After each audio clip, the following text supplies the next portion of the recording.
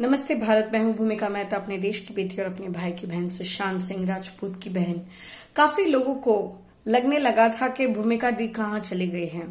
भूमिका दी अपने परिवार के साथ कुछ दिन मना रही थी, कुछ खुशियां मना रही थी, तो लोगों ने समझा कि भूमिका दी अब वीडियो बनाना छोड़ देगी या भूमिका दी अब जस्टिस के लिए बोलना बंद कर देगी। बट उन सब के लिए एक बड़ा तमाचा लेके आई हूं। जानते हैं क्या? कैप्शन तो पढ़ ही लिया होगा। आर्यन खान अभी तक राहत में नहीं है और उसका सबसे बड़ा पर्चा दिखाई दे चुका है। आर्यन खान को जब कोर्ट से बरी नहीं, जस्ट एक सिंपल सी बेल मिली, जब एक सिंपल सी बेल मिलने पर मन्नत पे इतना जश्न हुआ कि भैया लग रहा था कि राम और लक्ष्मण सीता जी सब कोई आके अयोध्या का वनवास मतलब कट के आए हैं। तो भैया ऐसा नहीं था। आर्यन खान कोई वनवास काट के नहीं आया था, अपनी सजा काट के आया था। ऑलमोस्ट 1 मंथ 28 डेज उसने जेल में बिताया। जेल में एनसीबी की कस्टडी में मिलजुल के सब मिला के 28 डेज, ऑलमोस्ट अ मंथ। ये बहुत बड़ी जीत है हम एसएसआरियंस के लिए और उन सब के लिए जो जस्टिस के लिए खड़े रहते हैं। अब बात आती है कि आर्यन खान को राहत कैसे नहीं मिली। जैसे कि हम सबको पता है कि कुछ शर्तें रखी गई थी। जब उनको बेल मिली थी तब उनके लिए कुछ शर्तें लागू हुई थी और अगर शर्तों का कुछ भी उल्लंघन हुआ तो केस वापस से खुल सकता है, केस कस्टडी पे आ सकता है, कुछ भी हो सकता है। ये पहले ही क्लियर हो चुका था। लेकिन अभी क्या होता है ना कि वो जब छूटते हैं यानी कि जस्ट एक बेल पर, तो कुछ दिनों के बाद महाराष्ट्र में 5 दिन की स्ट्राइक हो जाती है। अब ये स्ट्राइक वाइक तो भैया ये उद्धव का एक बहाना है। उद्धव को कोई काम नहीं होता है, अपनी सीएम की कुर्सी में डोलना होता है तो वो स्ट्राइक वाइक करवा देता है। खैर कोई बात नहीं, मैं उस जैसे तुच्छ इंसान की बातें नहीं करूंगी अभी फिलहाल। तो महाराष्ट्र में कुछ 4-5 दिन का स्ट्राइक हुआ, अगर गलत हो तो बता देना। तो अब क्या होता है कि उसी बीच फ्राइडे आता है, अभी जो गया फ्राइडे, तो हर शर्त के मुताबिक हर फ्राइडे 11 से 2 के बीच आर्यन खान को अपनी प्रेजेंस देने आना है एनसीबी की ऑफिस में। अब वो बेचारा आया एनसीबी की ऑफिस में सोच के भैया अब तो जाना है, रजिस्टर में खाली साइन करना है और क्या करना है, मैं तो बाइज्जत बरी हो जाऊंगा थोड़े दिनों में क्योंकि केस तो बंद हो जाएगा। ना भैया ना मुन्ना ना, ऐसा नहीं हुआ। क्योंकि अभी क्या हुआ है ना, दिल्ली से मंगवाए गए हैं नए बुलडोजर। नहीं, बुलडोजर तो बॉलीवुड के लिए होते हैं। बट बहुत मजा आ रहा है ये सूचना देने में कि दिल्ली से संजय सिंह नामक एक जोनल डायरेक्टर के हैसियत से दिल्ली से आए हैं संजय सिंह, जो अभी फिलहाल हमारे समीर वानखेड़े की जगह में है। मैं चाहती हूं कि समीर वानखेड़े वापस अपनी जगह पर वापस स्थित हो जाए और उस जैसे ईमानदार ऑफिसर्स को पूरी तरह से बाइज्जत बरी किया जाए इन सारे इल्जामों से। बहरहाल संजय सिंह आते हैं। संजय सिंह जोरों तोरों से अपनी जो होती है मेहनत मुशक्कत करके अपने सारे फाइल्स खोल के अभी सब कुछ देख रहे हैं। तो अभी क्या होता है कि आर्यन खान आता है किसके साथ? सतीश मान शिंदे, उसका जो बहुत अच्छा वकील है, उसके साथ आता है और आकर सीधा फर्स्ट फ्लोर पे जाता है। फर्स्ट फ्लोर में जहां पर रजिस्टर में साइन करवाते हैं। फर्स्ट फ्लोर के बाद उसे कहा जाता है कि तुम सीधा ऊपर जाओ यानी कि सेकंड फ्लोर में जहां पर इंटरोगेशन होते हैं। इंटरोगेशन रूम में जाकर, हाँ वो अकेला नहीं था, माने शिंदे था उसके साथ। अब एनसीबी के सारे ऑफिसर्स वापस आते हैं नई तरीके से पूछताछ करने के लिए। तो पूरे 1.5 घंटे की पूछताछ हुई है, ज्यादा नहीं पर पूरे 1.5 घंटे की पूछताछ हुई है। आर्यन खान को यह पूछा गया कि ये जो 1 सप्ताह हुआ है यानी कि फ्राइडे को जो 1 सप्ताह हो रहा था बेल के बाद, आपने बेल मिलने पर क्या किया, आप अभी तक कहाँ थे? तो आर्यन खान ने अपने माने शिंदे भाई साहब अपने प्यारे से वकील की शक्ल देखी करके और माने शिंदे ने कहा बोल डाल जो बोलना है बोल डाल। तो उसने बताया कि वो कुछ दिन मन्नत में था। मन्नत के बाद वो दिवाली करने के लिए अपने फार्म हाउस में गया। फार्म हाउस से वो लौटा है और बस इतना ही हुआ है दिवाली मनाकर। वो अभी तक कहीं और नहीं गया है। ये सारी बातें और बहुत सारी बातें कि आपने क्या क्या किया, कैसे किया, कितने बजे क्या खाया, व्हाटएवर जो भी पूछना था एनसीबी को, पूरा 1.5 घंटा उसके साथ पूरी डेटिंग हुई है नए सिरे से। तो ये तो हुई वो बात। दूसरी बात ये है कि एनसीबी के समीर वानखेड़े जो इतने ईमानदार है पर उनकी ईमानदारी पे शक किया जा रहा है।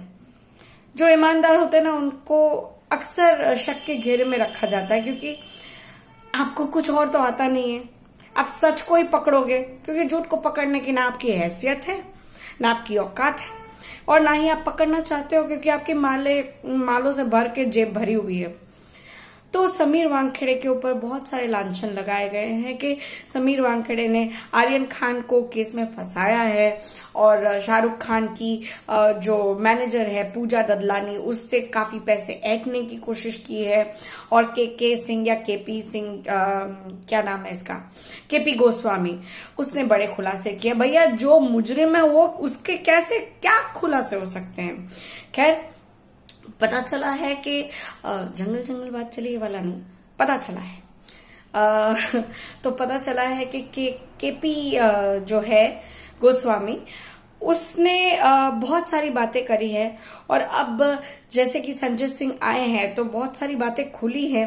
ऐसी बातें खुली है जिससे कि पता चल रहा है कि जो विक्टिम है वो खुद एनसीबी हो चुके हैं। कैसे? सुनील पाटिल नाम के एक जो इंसान है जो इस पूरे षड्यंत्र के मास्टरमाइंड है, उस मास्टरमाइंड के द्वारा, ये तो हमें रहस्यमय पत्रकारों और मीडिया के थ्रू नहीं पता चलता, बट हमारे काफी ऐसी बातें हमें बताने वाले लोग होते हैं जो अपने जान पर जोखिम डालकर भी ये सारी बातें हमें इंफॉर्मेशन देते हैं। तो ऐसी इंफॉर्मेशन हमारे पास आई है कि ये जो सुनील पाटिल है और ये जो केपी गोस्वामी है, के गोस्वामी है, उन दोनों ने 27 सितंबर से यानी 27 सितंबर को ही बहुत सारी डिस्कशन करी थी, और बहुत सारे ऐसे डिस्कशन में षड्यंत्र रचे जिसमें उन्होंने खुद एनसीबी को मोहरा बनाया।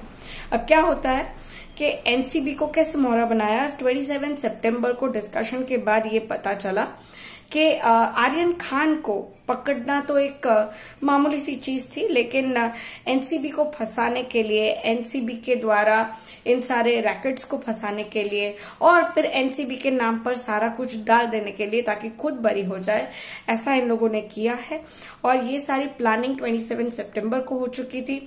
प्लानिंग खत्म करने के बाद 1 अक्टूबर को ये सारी प्लानिंग एनसीबी के सामने कुछ इस तरह से रखी गई कि ऐसा लगा कि हम आपको हेल्प कर रहे हैं इन्फॉर्मेशन देने में, बट ये इन्फॉर्मेशन के अलावा भी बहुत कुछ था जो हमें अब तक अनफोल्ड नहीं हुआ है टोटली। तो जब तक अनफोल्ड नहीं होता मैं आपसे ये पूरी तरह से नहीं बता सकती व्हाटसोएवर।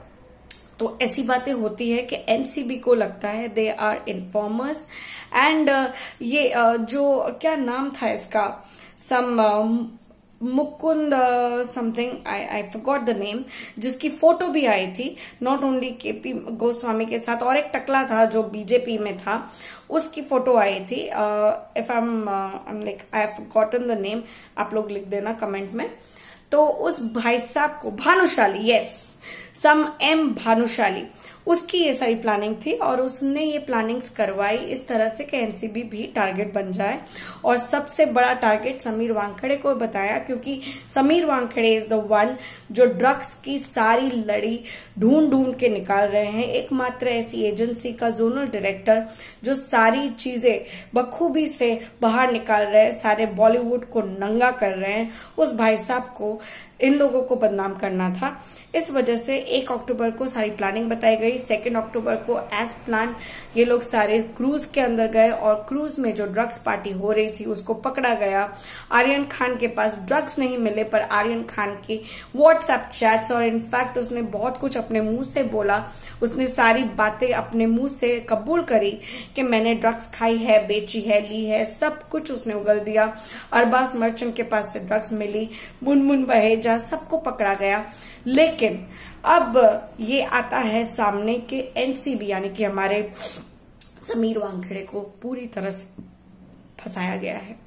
और मैं चाहती हूं कि इस बात को जितना जल्दी दर्शाया जाए, जितने जल्दी इस बात को सबूत के तौर पर निकाला जाए, उतना अच्छा होगा। और अगर ये चीज 2-3 दिन में हो गई तो हमारे Sameer Wankhede back to normal होंगे, उनकी बाइज्जत वो वापस अपनी कुर्सी पे आ सकते हैं। तो मैं आप सबसे दरख्वास्त करती हूं कि we want Sameer Wankhede back, we want Sameer Wankhede, we want Sameer Wankhede, because वो एक ऐसे इंसान है जिन्होंने अभी तक ईमानदारी से काम किया है और आगे भी करेंगे। हमारे सुशांत सिंह राजपूत के केस के लिए भी ऐसे इंसानों की बहुत जरूरत है। जो लोग सुशांत को जस्टिस दिलाना चाहते हैं, कृपया करके आप लोग हैशटैग्स बनाएं, we want him back, we want Sameer Wankhede back, we want Sameer Wankhede back and Sameer Wankhede should be released. I mean यहां से अभी तो उसे ये कहा गया है कि उसकी गिरफ्तारी अगर होगी तो 3 दिन प्रायर उसे बताया जाएगा। ऐसी मोहलत, ऐसी जरूरत ना पड़े। भगवान उसकी सच्चाई को सबके सामने वापस रखे, उस जैसे इंसान को वापस उसकी जगह दे ईमानदारी के साथ। मैं यही चाहती हूँ। एंड आप लोग का क्या कहना है कमेंट पे जरूर बताइएगा। फिलहाल तो जैसे कि मैंने कहा कि आर्यन खान, तुम अभी पूरी तरह से बचे नहीं हो, क्योंकि अभी भी तुम्हारे ऊपर चार्जशीट है और अभी भी तुम्हारे ऊपर हम आंखें गड़ाए बैठे हैं। बहुत कुछ हो रहा है, बहुत कुछ होने वाला है और बहुत कुछ पता चल चुका है और बहुत कुछ पता चलने वाला है।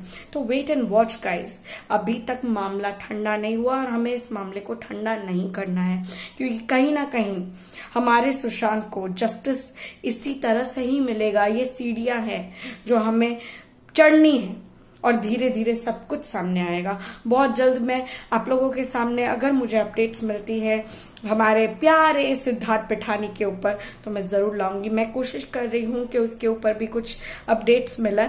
फिलहाल तो अपडेट्स अभी नहीं मिल रही, क्योंकि ये सब आग की तरफ फैल रहा है आर्यन खान का, तो थोड़ा सा वक्त लग रहा है। कृपया मेरे साथ बने रहिए और अपनी भूमिका दीदी को, अपनी भूमिका मैम, जो भी आप लोग मुझे बुलाते हो प्यार से, और नफरत करने वाले भी देखते रहें और साथ देते रहें, ताकि मेरा जज्बा और भी ऊंचाई पर जाए। एंड हमेशा की तरह मैं कहूं, we want justice and we will get justice and don't forget, we want Sameer Wankhede back. बाकी तो आप सब जानते हो। जय हिंद, कीप सपोर्टिंग मी। धन्यवाद।